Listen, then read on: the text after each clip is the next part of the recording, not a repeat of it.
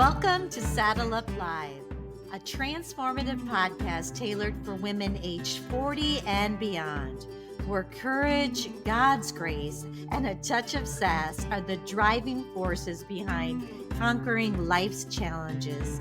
Join me, Lisa Koski, as I take you on a captivating ride through the multifaceted aspects of womanhood in this vibrant stage of life, covering everything from my journey through breast cancer, the intricacies of marriage, and the joys of motherhood, to the exciting adventures of grandparenting. Together, we will uncover actionable strategies for personal and professional development, providing you with the tools and inspiration needed to blaze new trails and seize every opportunity that comes your way, no matter what your age or stage.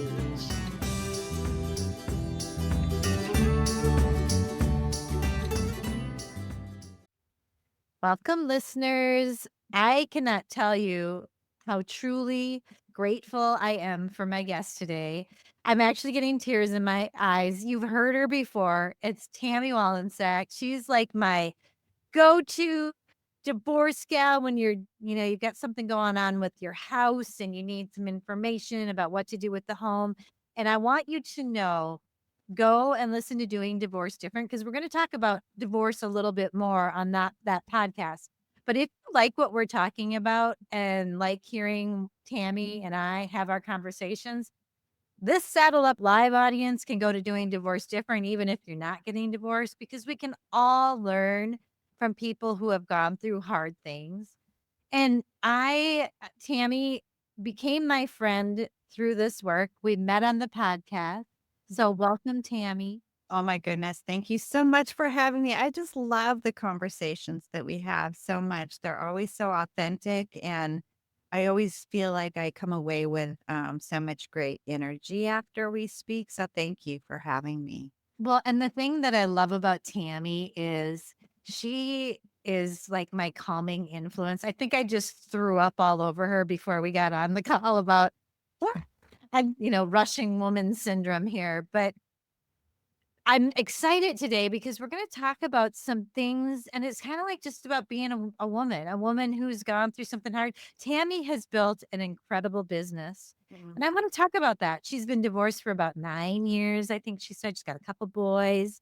And she's got tons of followers. Go follow her on Instagram. She's got the greatest little videos, and I have seen her just explode in that area. And she's writing books. She's becoming an expert, such an expert in her field. And what I want my listeners to know is I really didn't start doing my work until I was in my 50s. And Colonel Sanders was 65. Right?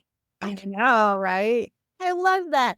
So if you've got a little inkling, hear Tami, how she followed her calling, how she changed her life. So we're going to talk about that. She's going to share her story about her business and how it's kind of evolved. And then I can't help it. I'm going to pick her brain about Instagram, which is kind of related to our business. But ladies, I want to grow my Instagram. I don't even do personal stuff because, I try to focus on my business, but I'd like to do a better job even with my personal. So I want to talk to you about that. And I think we're going to learn some interesting things. And then I can't help it, Tami, I need this. I need to talk about meditation.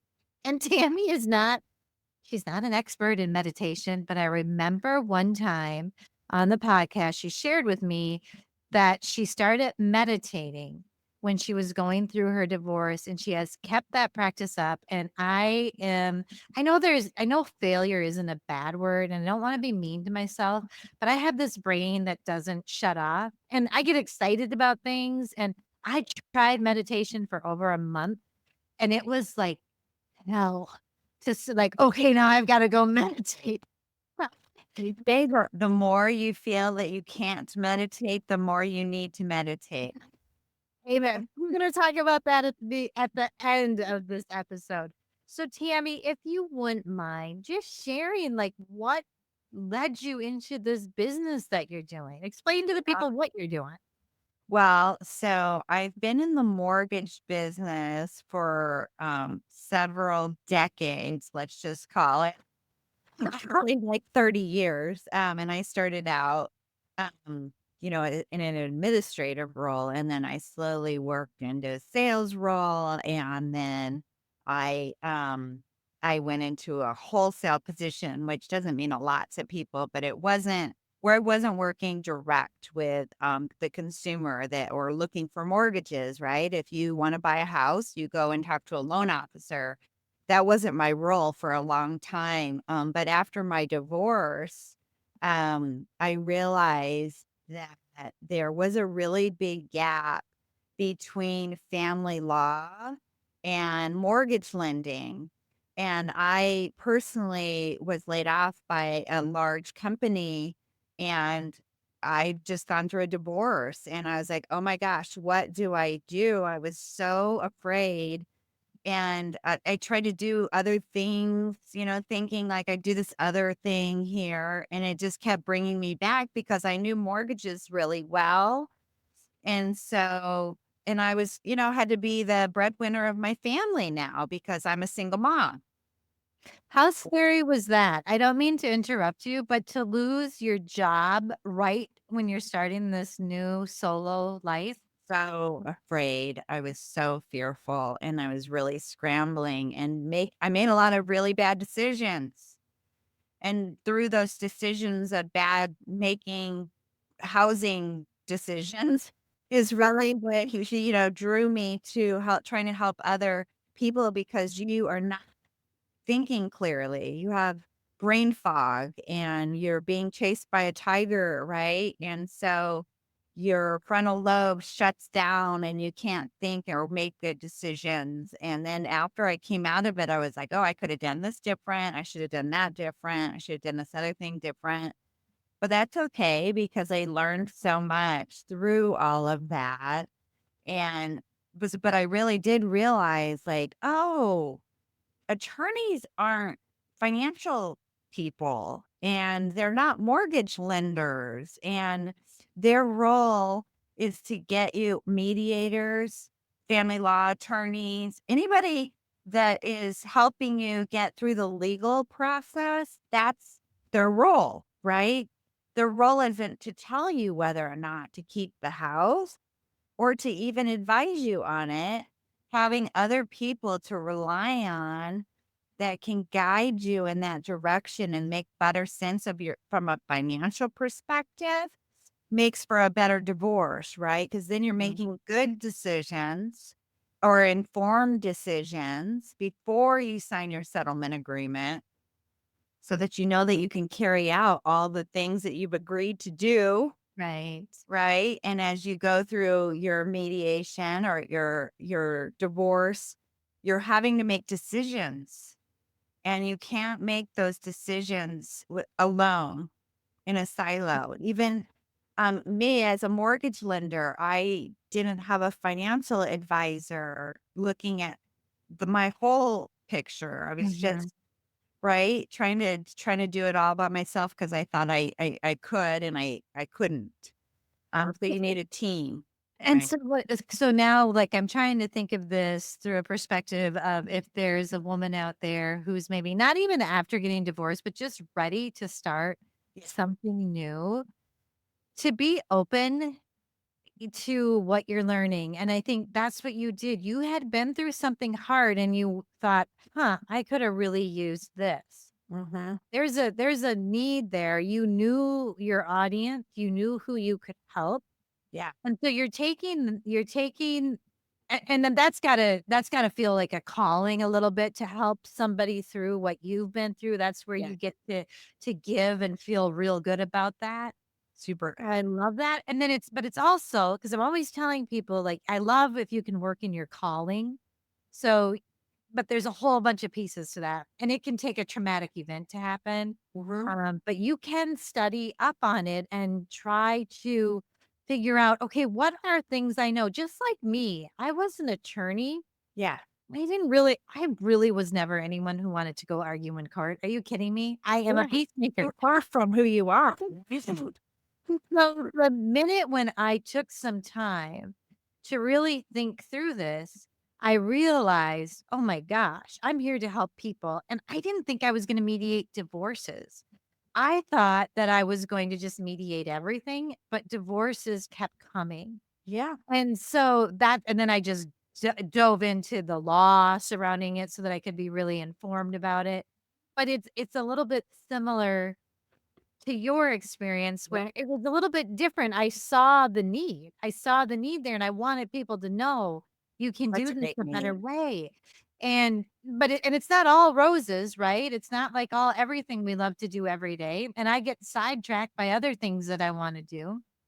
So but to just like and I, of course, pray. I have to pray and be silent. Yes, I try to silence this head of mine and listen to what where God is leading me, but that door seems like it opened to you, Yeah. and you've kinda been burning forward since, haven't you? Yeah. Yeah. And I've had a lot of naysayers in my Yeah. industry, right? Because people are like, well, you're a mortgage lender. You can lend to anybody. Like if you're a first time home buyer, I could do their loan. If you're buying an investment property, I could do their loan. But I didn't. I really cut out all the noise and I micro focused. And at some point in my career, um, there was a book, and I think it's called like The Blue Ocean. And I've talked about this before. And the premise of the book is basically like when you have really good focus and you niche down, then, everybody else is in your industry is kind of out in the waters, like where all the sharks are, Mhm. right? Everybody kind of going after the same client, the same Mhm. person, trying to help the same because that's easy, right? It's like easy when refi booms are happening or when rates are really good. Like over COVID, everybody was getting all this business. And I was over here in the calm waters in the blue ocean Yeah. where nobody was helping anybody through their divorces. Nobody in my industry wants to learn the language of divorce. Like you guys speak a whole different language, Lisa, right? Like Mhm. settlement agreements and Mhm. MSA and Yeah. court and all these words traditional mortgage lenders don't know the right questions to ask, don't know how to work with mediators or family law attorneys because they're fearful of what they don't know. Mhm. They only know their lane. So when you can bridge that gap, and I learned that whole new language of divorce and what people could and couldn't do and what they were trying to accomplish. Right? And, Well it made a big difference. well, and what I wanna commend you on, Tammy, is you're the sole breadwinner, for your family. Yeah. Mhm. How courageous you are, so courageous, lady. For you to be able to really focus in on where you because not everybody was knew they needed you.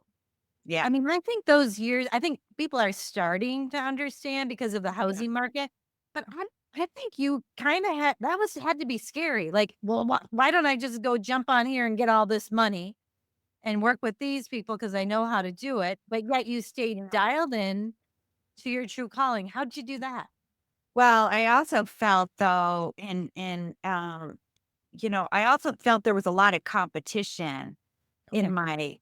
we all know a mortgage lender or 5. Right? Like, you all could say, like, "I know this mortgage broker down the street," or, "I know this guy at the bank," or, "I know this other person here." So there was a lot of competition, and I was, no spring chicken anymore. So it's like, how do I compete? In my particular town where I live, there's a very large lender that, he owns the town, so to speak. He's Right. got a billboard on the biggest intersection. He, everybody knows him. He sponsors everything. His name's everywhere. Like there was just a huge amount of competition that I was trying to get away from.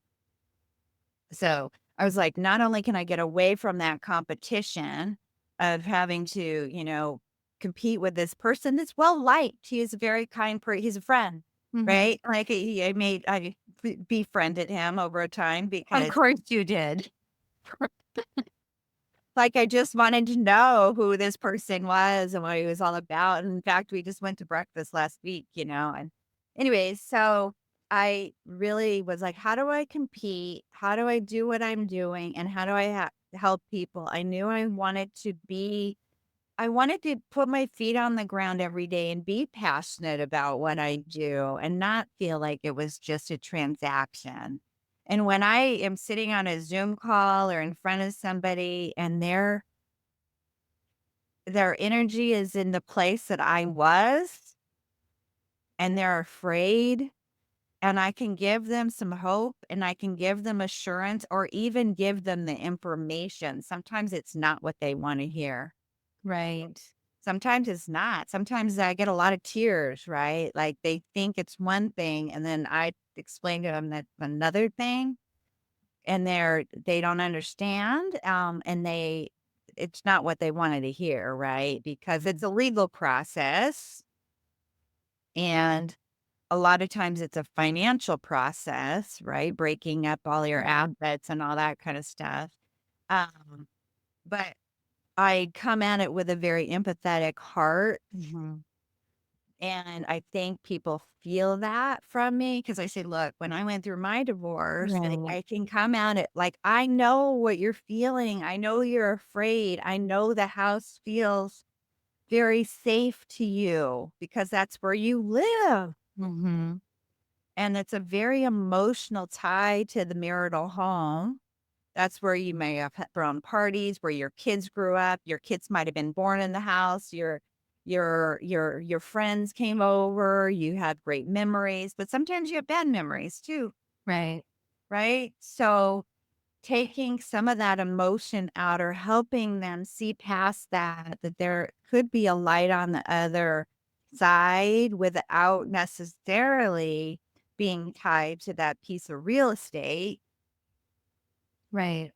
And what did those options look like? And if at the end of the day, I tell everybody, if at the end of the day, you know all of your options and you pick whatever's right for you and your family, then that's the right answer.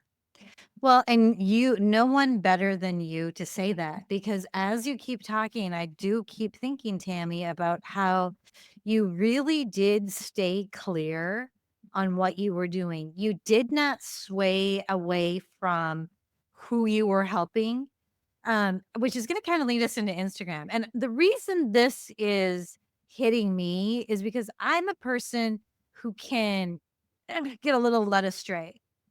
Well, maybe I'll do a few adoptions. Well, maybe and I've got, this podcast was born of me going through something hard and wanting to help women, feel empowered and less afraid, which is what I was doing for the divorce crowd. So I can, I'm a little jelly at your focus and that you are so comfortable in it.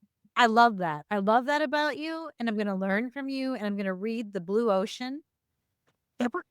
Well, I haven't always been, right? I did like I said, there was a Yeah, lot of noise to tell me like you would do so much more volume, you yeah, close so many more loans, especially when everybody was trying to assume their mortgages. yeah, That does nothing for me. right, I'm a mortgage lender and I make money by closing loans. right, But that's okay because when I started understanding what that process was about, I was like, "Oh, uh, that may be good for some people, but not in all cases, right?" right, And if I'm in front of enough people and can explain the process and where the gaps are within that, and I kind of became an expert at that, right, um, then I was able to dial in. And like I said, if it was right for them and their family, guess what? People that assumed their mortgages and then referred their friend to me that couldn't assume their mortgage. right, It just all that's how the universe works. right, It just if you do the right thing and give people the right direction, they're just super eternally. I have people Look, that come back to me, "I talked to you 2 years ago," or "I talked to right. you like, I assumed my mortgage and now I'm selling and buying something new." Yep. Yep. Which I think, okay, so now I want to talk a little bit about that Instagram Mm. because I think when I first met you, I don't think you had a lot of followers. I didn't, yeah. In And now, October of last year, I know these numbers because I think it's, baffling as well. well, I love it. Tell me where you were in October. October of 24, I had 800 followers. Okay, so that's even I'm a little under that right now on the divorce podcast. Okay, so then what happened? And I just sit there. I don't know. I did Okay, too. so Well, I actually hired people at okay, some point to post for me because I thought that that could do it, right? Because if social media is like this baffling thing that, people just post on it, just post your stuff on there. But if you know about it and once you start learning, you can post all day long. And if only 10 people are seeing it, it's kind of a waste of energy, hey. right? The same 10 people see your stuff. Like it's your mom and your siblings. Auntie Mary. Yeah. And you always like it. And you're like, So, okay, but I think that when you hired people that it made that big of a difference, or did it? no, it was When actually the opposite.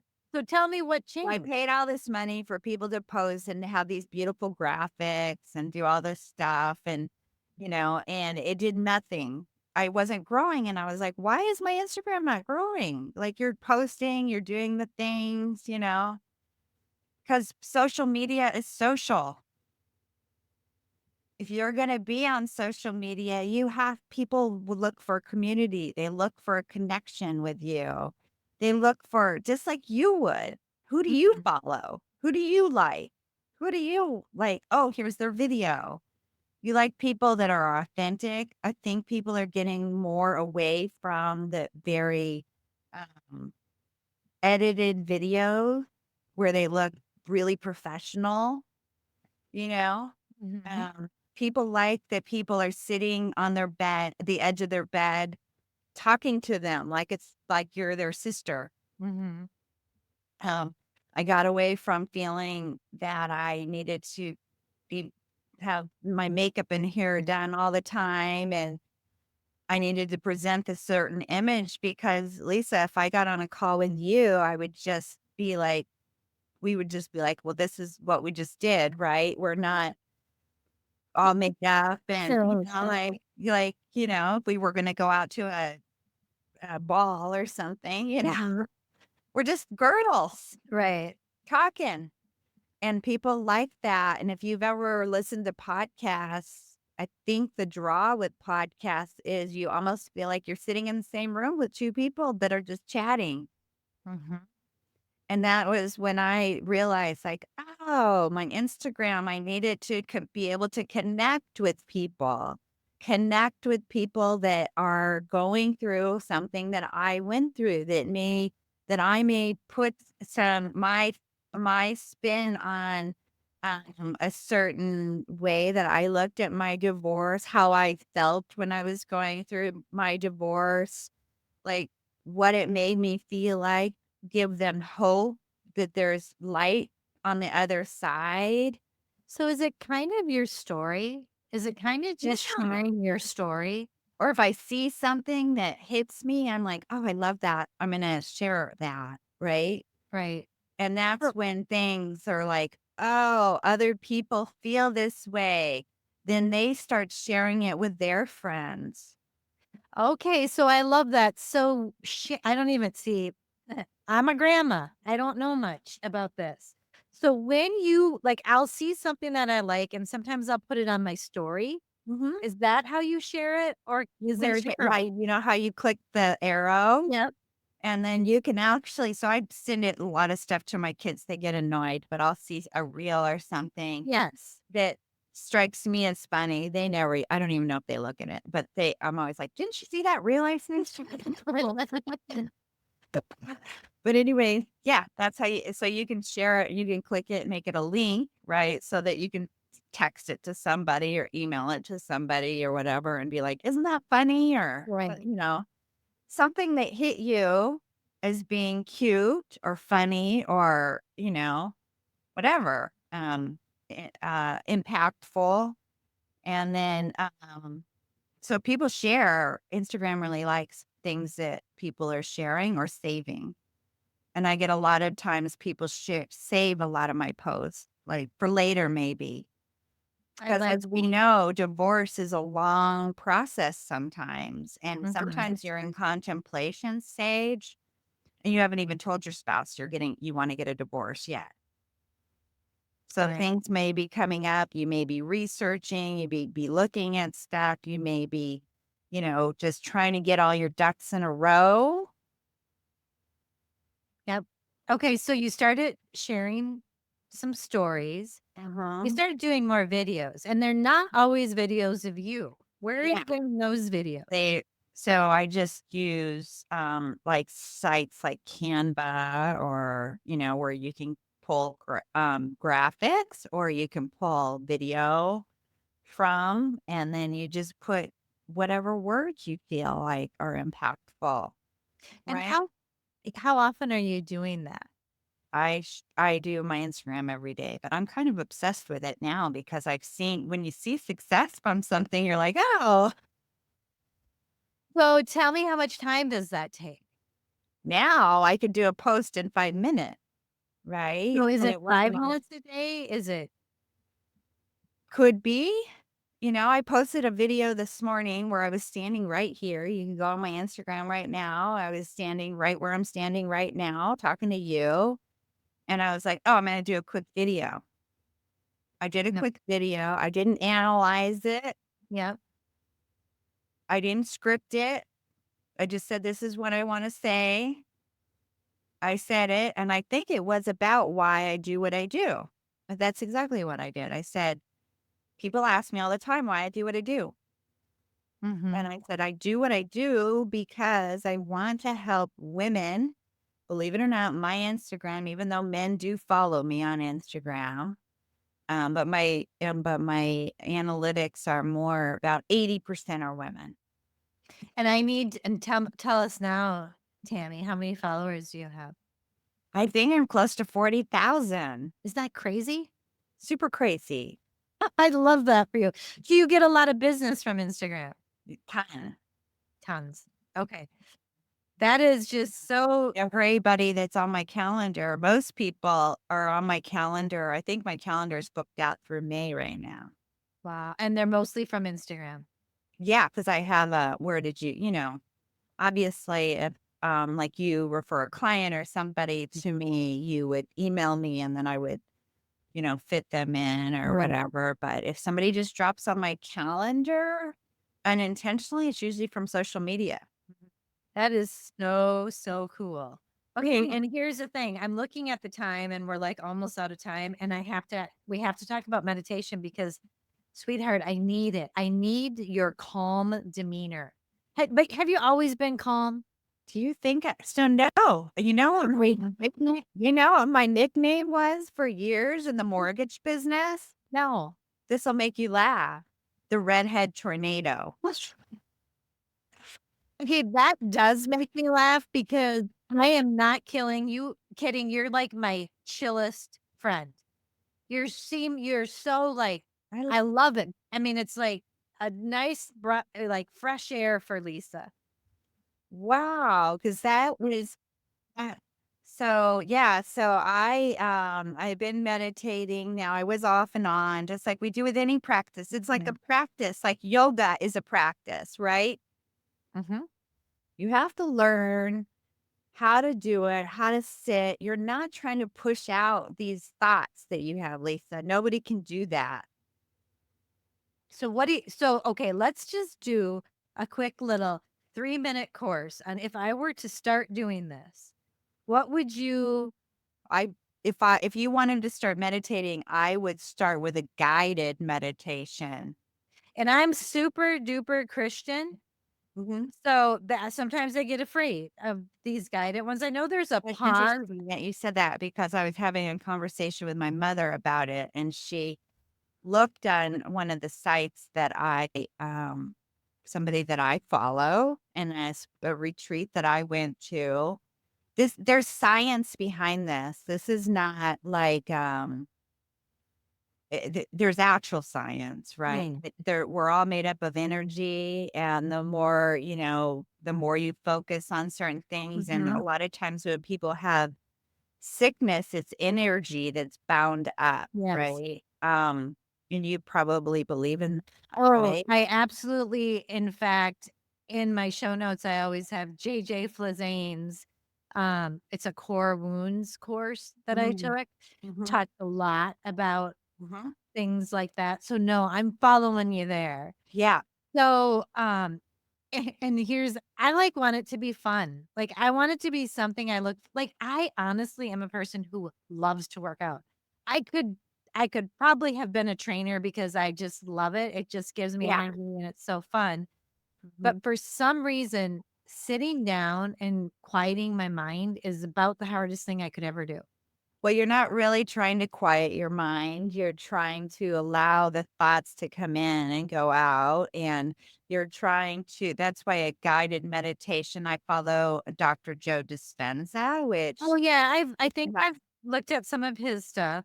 yeah, and he's got a lot of, if you go on YouTube, there's a lot of testimonials of people that have had some serious chronic and cancers and all kinds of things that have really, I guess, focused on their meditation practice and changed a lot of their energy and Mhm. changed some of these diagnoses. So, like, have turned them around. Right.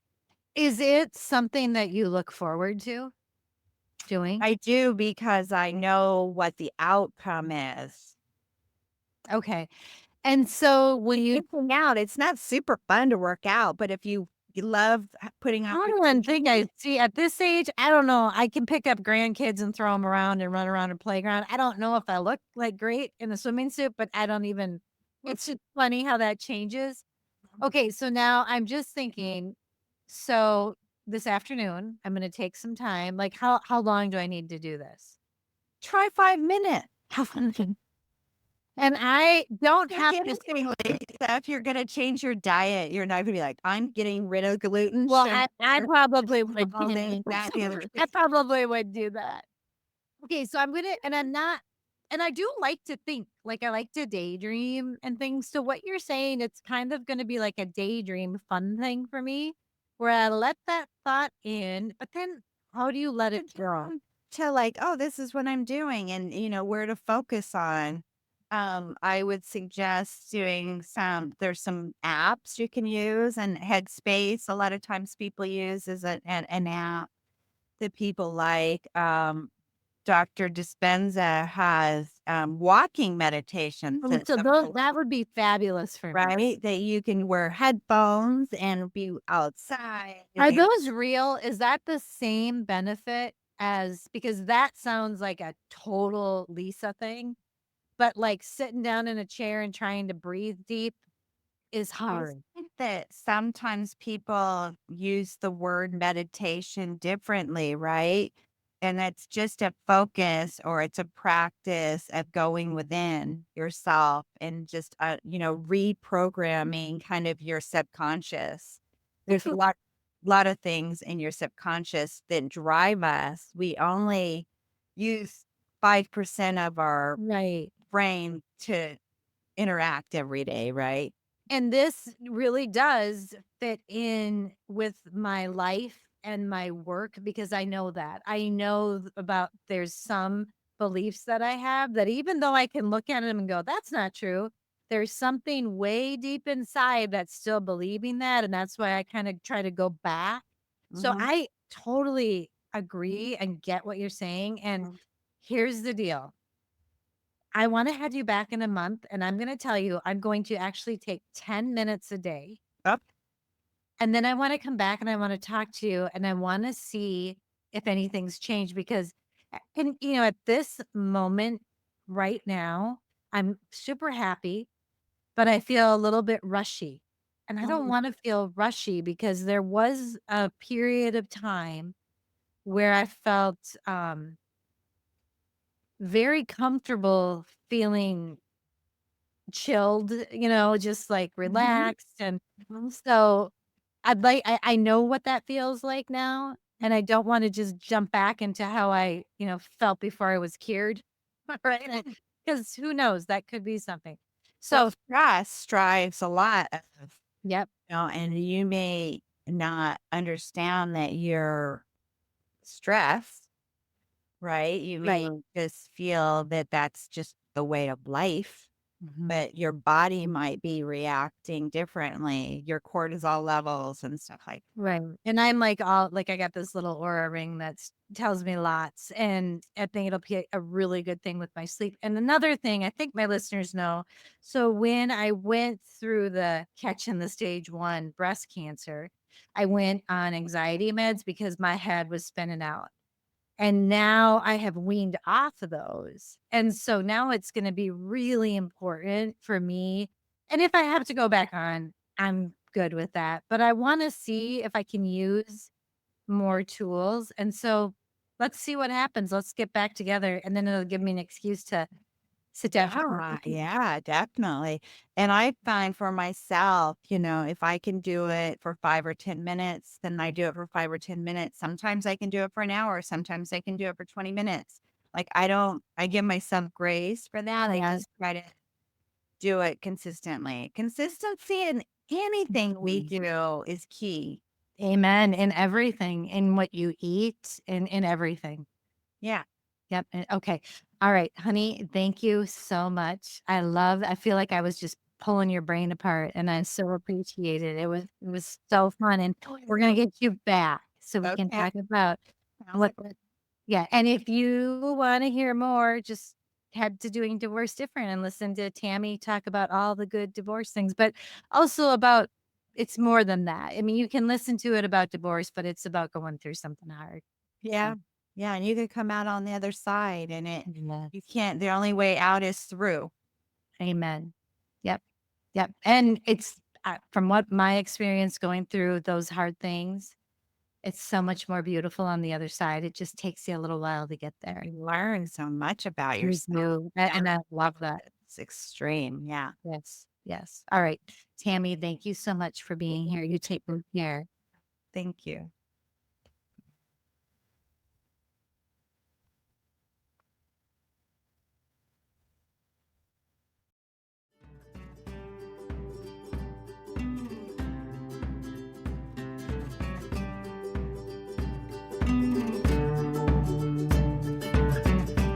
Thank you for tuning in to another empowering episode of Saddle Up Live. As we conclude this exhilarating journey together, don't forget to subscribe, share your thoughts, and become a valued member of our vibrant community. Because, as always, every woman deserves to thrive, flourish, and live her best life. Until the next time, saddle up and keep conquering those trails.